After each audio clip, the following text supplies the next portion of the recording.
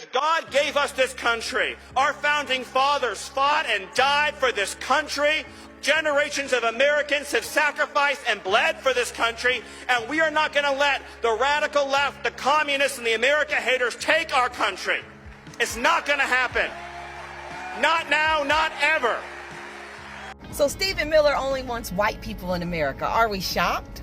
The crazy part is everybody knew this man was a white Christian nationalist, and you let him in. He's even more far right and more far white than Donald Trump. Trump even recognized his obsession when it came to immigrants. Stephen Miller said if it was up to him, only 100 million people would be in the country. That is only white people. White people only. Yeah, Project 2025 is looking real fucking real now, ain't it? I wonder who's really running the White House now. Because Trump said that he wasn't gonna fuck with farms and hotel workers, but he's in that ass now. And I don't think it was him.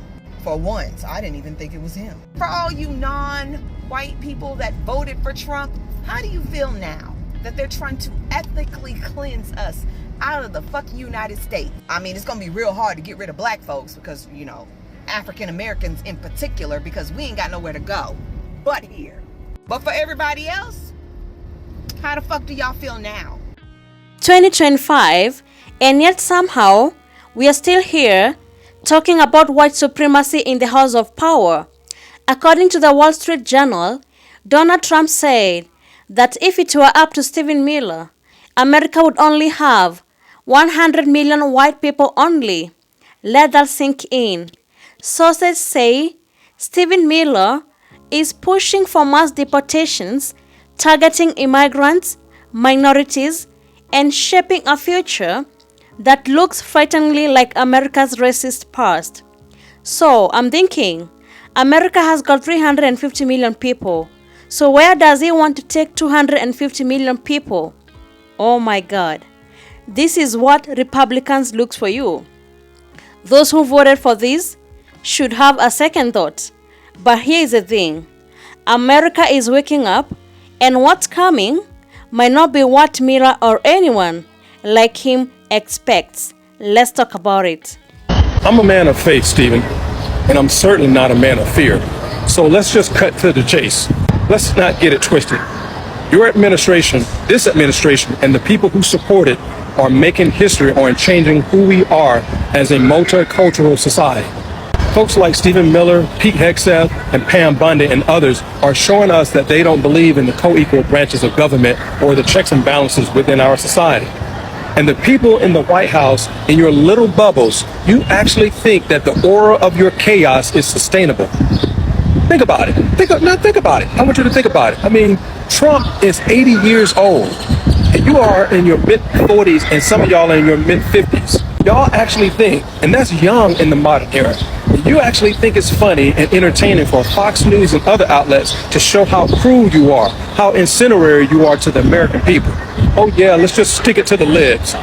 Okay, but think about the sustainability and all the wrongdoing that you're inflicting on the people. And you think that you're going to get away with this?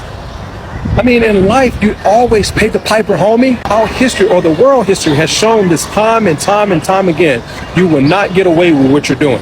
The international community are watching us. Our kids are learning from us as the world look on in disgust. My message is this. Enjoy it now, Stephen Miller, because just as history has shown, a reckoning is coming and America is waking up. Okay? And when they do, look out, partner. Last time I checked, you're definitely not Donald Trump's age. You know, always remember, truth has no party. Be well.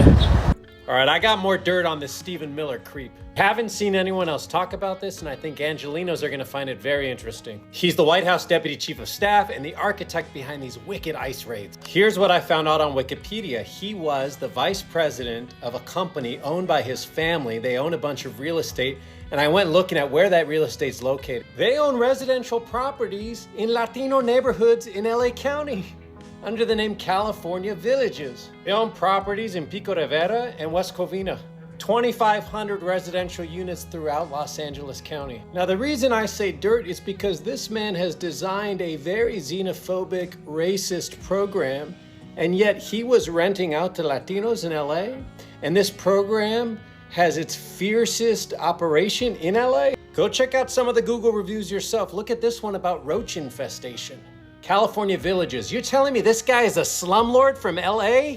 I can't believe it. Stephen Miller is poised to make a fortune off of Trump's mass deportation agenda. According to Miller's brand new financial report, he bought between $100,000 and $250,000 in stock in Palantir, the surveillance tech company that's helping Trump carry out mass deportations. If you're not familiar, Palantir was created by right-wing billionaire Peter Thiel and named after the Seeing Stones in Lord of the Rings, which should piss off any Tolkien fan. Stephen Miller, Trump's chief Homeland Security advisor, bought the stock in Palantir after Trump left office, while he was still outlining Trump's mass deportation plan, and since then Palantir has raked in more than $900 million in government contracts. In fact, Palantir has become the top performing company on the S&P 500 in 2025, surging more than 80% this year alone. And just last month, the Trump administration tapped Palantir to build a massive database that will serve as a surveillance tool for the US government, storing our personal information, medical data, bank account numbers, and disability status. And we already know what Trump wants to do with it: use it to hunt down immigrants and punish his political enemies. That's why labor unions and civil rights groups have filed lawsuits to block it. Last month, more than a dozen former Palantir employees even signed an open letter to Silicon Valley urging them to resist the Trump administration's techno-authoritarian power grab. And here's the kicker: the guy helping design the policy behind Trump's mass surveillance state, Stephen Miller, stands to make a fortune off of it. Because who says that fascism can't be profitable? You ever wonder what happens when a high school troll grows up and gets access to federal power? You get Stephen Miller. And this man didn't just whisper in Trump's ear, he wrote the whole damn playbook. Stephen Miller isn't just some advisor. He's the author behind Trump's most cruel, racist, and authoritarian politics. And he did it quietly, in a suit, all while pretending that it was about national security. You remember the Muslim ban? That was Miller. Family separation at the border? That was Miller. Trying to strip citizenship from immigrants legally living here?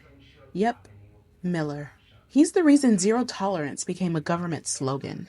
The man crafted policy like it was fan fiction for fascists. And you want to talk about connections? Stephen Miller was mentored by Richard Spencer, the actual white nationalist who coined the term alt-right.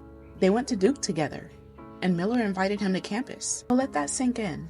The dude writing US immigration policy was once boosted by a literal neo-Nazi. And don't think he disappeared when Trump left the first time. He started a legal group called America First Legal, designed to sue the government every single time it tried to be decent. Trying to stop DEI programs? That's Miller. Attacking asylum protections? That's Miller. Lawsuits to block civil rights policies under the radar? Also Miller. And the scariest part is that he's not a loudmouth. He's a strategist. He's not tweeting insults, he's writing executive orders. He learned that power isn't about being liked. It's about embedding your ideology so deep within the system that even after you're gone, your fingerprints stay on the walls. Stephen Miller doesn't just advise Trump. He built a machine, one fueled by fear, whiteness, and legal loopholes. And it's still running, it's just a little quieter now. So we all know the bigotry has definitely resurfaced. We can see that in the court dockets, the school bans, and the borders. Stephen Miller never left. He just sharpened his horns and put on a nicer tie. This has got to be one of the most terrifying headlines I have seen out of the Trump administration. And with the last 100 days, that is saying a lot. Stephen Miller looks like he's leading the pack to be the next national security advisor. And if you do not know who Stephen Miller is, he is the reason that we have this brainchild of immigration policy that is the Trump administration. Take a listen to him just 2 days ago. Let's just take a moment, number one, to express our gratitude to El Salvador for agreeing to take some of the most dangerous terrorists off of America's streets and to put them into a safe environment where they cannot continue to engage in acts of terrorism or coordination with the Maduro regime. Stephen Miller has a history of supporting white supremacy ideology.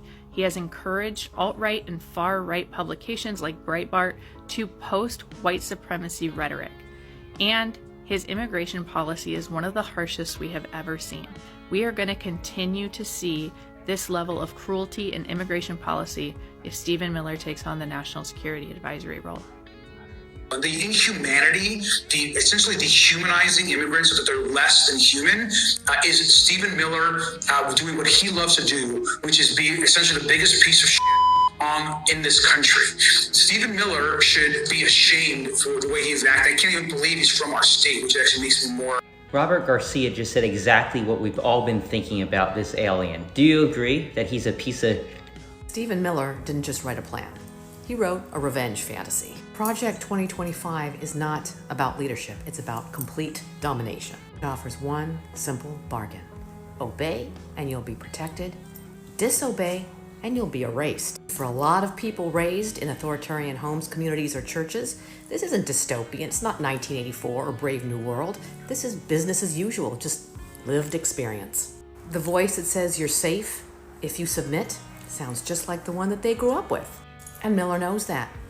He may not be a genius, but he's clever and cruel enough to know that the authoritarian bite matches the wound. And he is cruel enough to weaponize that wound. And the people clinging to that paradigm, they're not stupid.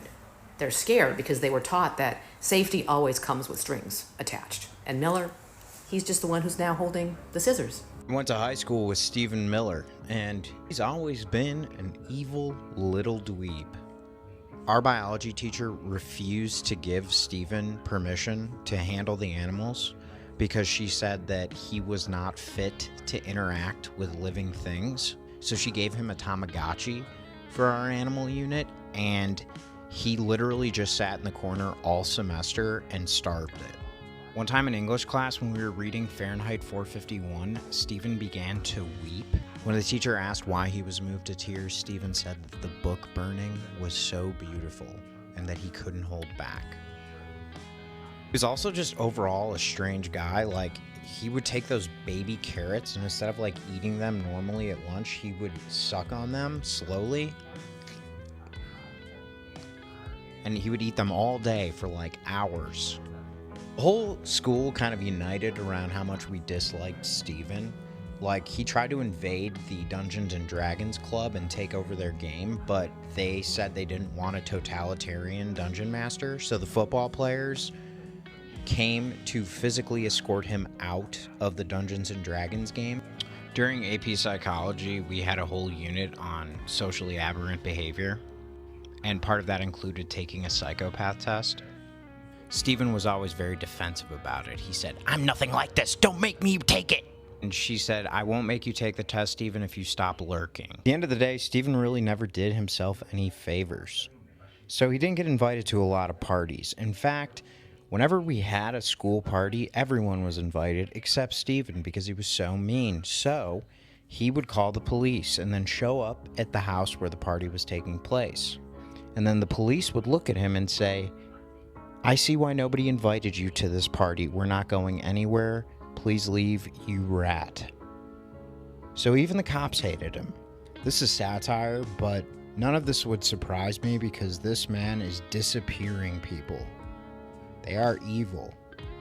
Call your legislator, demand justice. Stephen Miller, one of the architects of Trump's harshest immigration policies, owns hundreds of thousands of dollars of stock in Palantir.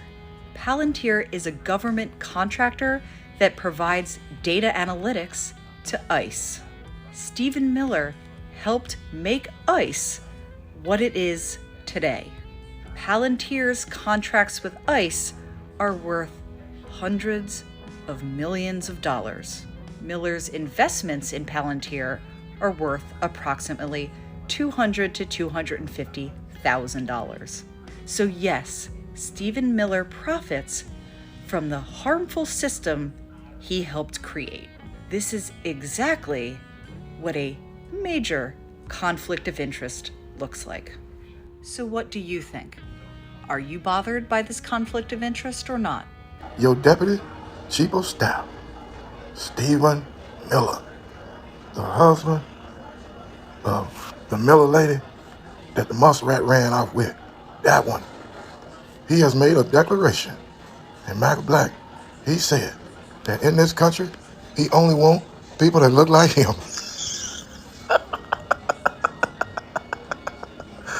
So what does that mean, Michael Black? It mean when they get through with the immigrants, if he had his way, they coming after us next. See, we try to tell you small pea-brain goofballs, but I'm not worried about it because there's an old saying, before I be a slave, I'll be buried in my grave. I ain't worried about it. But I will say this. If Stephen Miller have his way, and they put y'all back in them fields, Brother Miller, I just ask one thing. Please, let me be a field boss so I can put that bullwhip all over Black MAGA.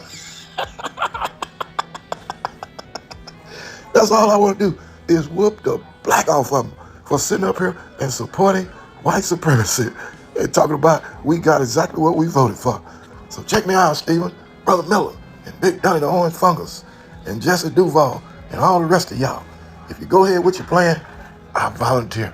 I'll be the man that I run the horse and catch them ninjas for you, and I'll tackle them and start bull whipping them before you get there. Black MAGA, y'all the gift that keep on giving. My tree is right over there. That's you the reason I keep it up. Y'all the best in the world. This man is calling for an all-out snow blizzard. He said he want a whiteout. If you do that, I'll be your man. Just call me the field boss. This isn't just about one man's racist dream. This is about the direction of a nation that was built on the backs of immigrants, black people, and those who were never meant to survive under a system built for the privileged few.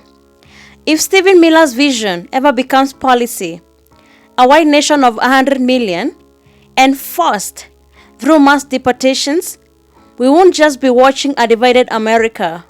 We'll be witnessing a descent into racial cleansing and a betrayal of the very idea of freedom. But history shows us something else too, that when oppression rises, so does resistance. Black Lives Matter should be more vibrant now. We will not be silent. So Stephen Miller and anyone dreaming of a white-only America, a reckoning is coming, and this time we're wide awake. Thanks for watching. I'll see you on the next video.